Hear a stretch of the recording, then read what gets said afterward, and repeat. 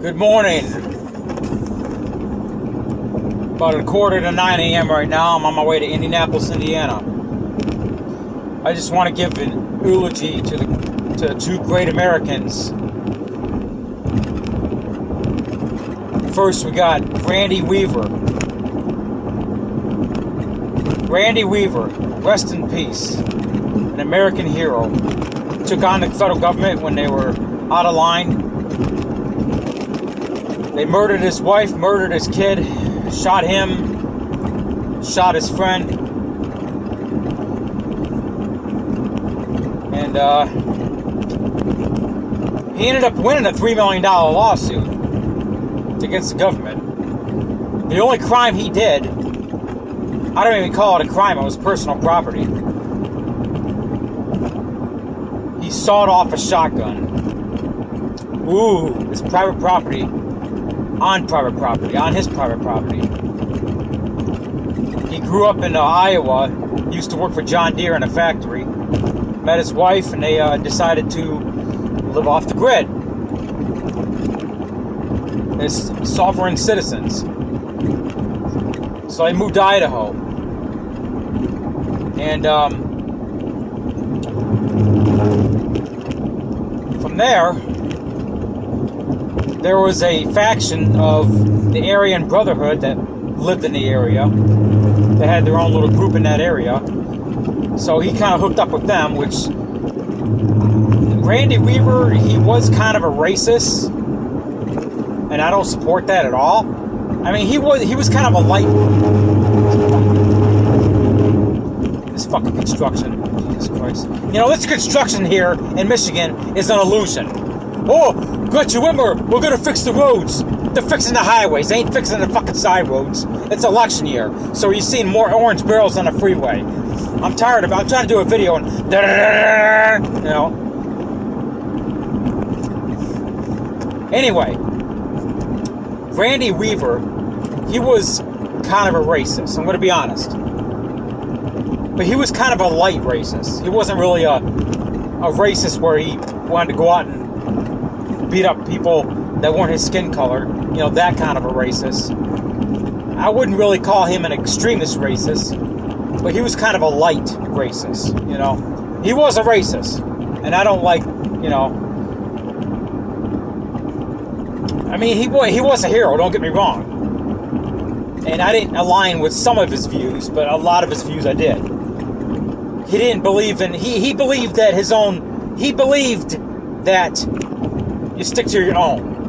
Like the whites should stick to the whites, the blacks should stick to the blacks, Mexicans should stick to Mexicans, you know, so on and so on. Me, well, I'm not a racist, you know. God made you the way he made you, and that's the way it is. I have no problem with mixing the races. I've dated black girls and, you know, Hispanics, and I dated a Middle Eastern one time back in high school. I dated a Muslim. So I'm not against mixed dating or mixed race. You know, I'm not against mixed marriages. You know, I'm not against having mixed kids in this day and age. The United States is a big, huge. How do I say this? We were founded on immigration. We need immigrants to come here, but we need them to come here legally. So anyway, Randy Weaver, not to get sidetracked, Randy Weaver, kind of a racist, but not a hardcore racist. So anyway, he hooked up with the Aryan Brotherhood, which were extreme racists.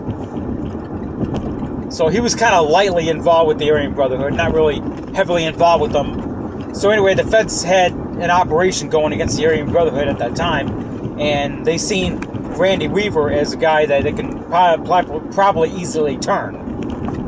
So an FBI guy, undercover, friended Randy Weaver. Randy Weaver allowed this FBI guy into his property, and he sawed off a shotgun on his property. And that's the only thing they had on him, was a weapons charge. That's the only thing they had on David Koresh, a few weapons charges. Supposedly he had fully automatic weapons. Doesn't matter if he did or not, Second Amendment. But same with a sawed-off shotgun. Just like this shit going on with the ghost guns. You know, the ATF trying to define this and that. The ATF trying to change terms on separate guns. Yeah, they're doing it to...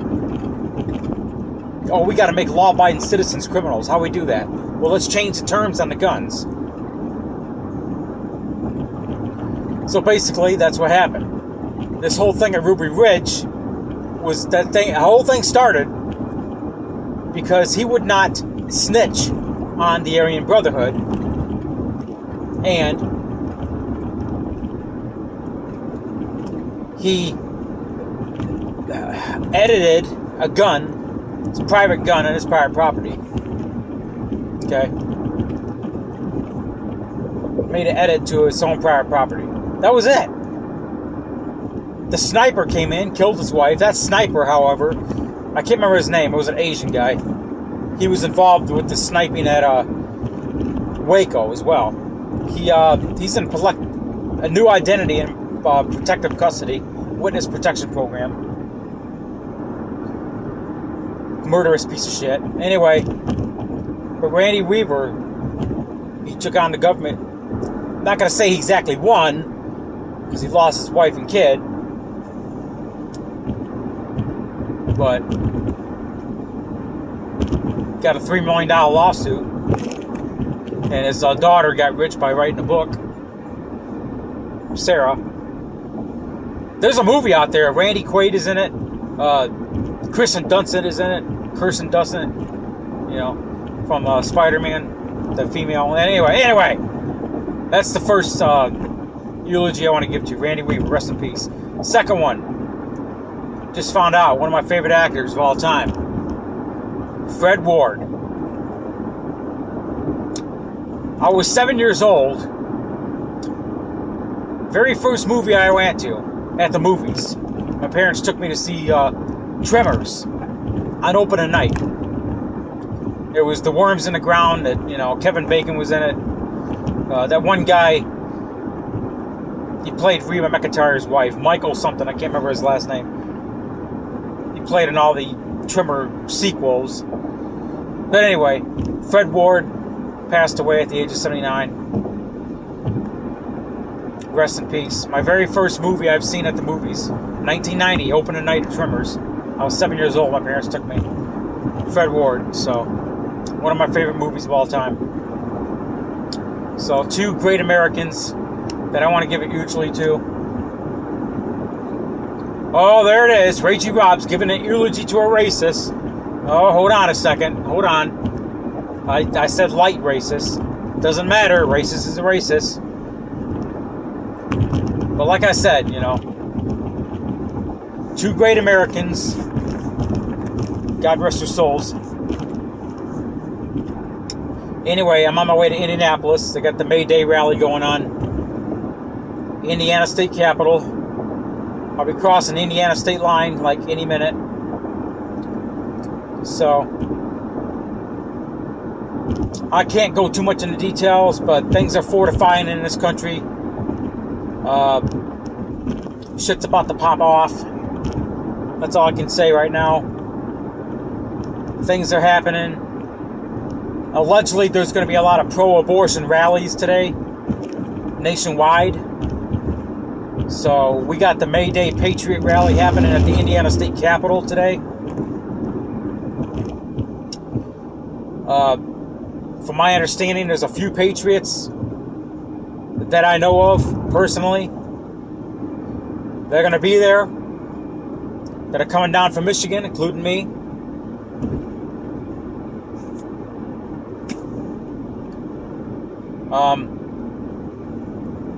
I don't know if there's going to be any pro-abortion rally in downtown Indy today, but I got word that there's going to be a lot of pro-abortion rallies today, nationwide, and Antifa is backing them up for security purposes.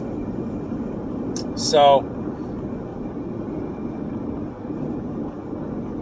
I don't know what's going to happen in downtown Indy today. I don't know if they're planning a pro-abortion rally at the same time we're having our Patriot rally. If they are, Are we expecting any clashes today in downtown Indy? I don't know. Hopefully not. But we shall see what happens. I remember it was July 2020. I went to downtown Columbus, Ohio for a Patriot rally. And Antifa and BLM were bussed in on buses. I know this because I seen the fucking buses. White buses, tinted windows. They were bussed in. And the Boogaloo showed up. And I talked to a couple Patriots down there towards the end of the rally. They said, hey, we got to go. You know, they're going to, Antifa, because the police down there were, you know, they can't, they're down there for security, but they can't stick around forever. And the Ohio State Police, they were starting to go, and BLM and Antifa were moving in. This was in Columbus, Ohio, in July 2020. You probably see my video where I got pepper sprayed because a Boogaloo got in a fight with the Proud Boy. Stupid, I know. But anyway, that rally. But anyway,